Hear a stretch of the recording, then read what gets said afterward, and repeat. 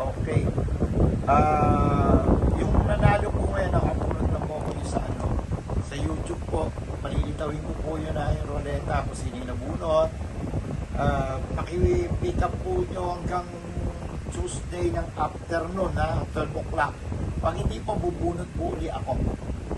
Okay po, ito po yung sa YouTube para alam lang nyo po kung sino yung nanalo. Tapos after hanggang Tuesday lang po, 12 lang po, bubunot po uli ako ng bago pag hindi po kinuha. Okay po, makulit itong main good po isa. Okay po, maraming salamat.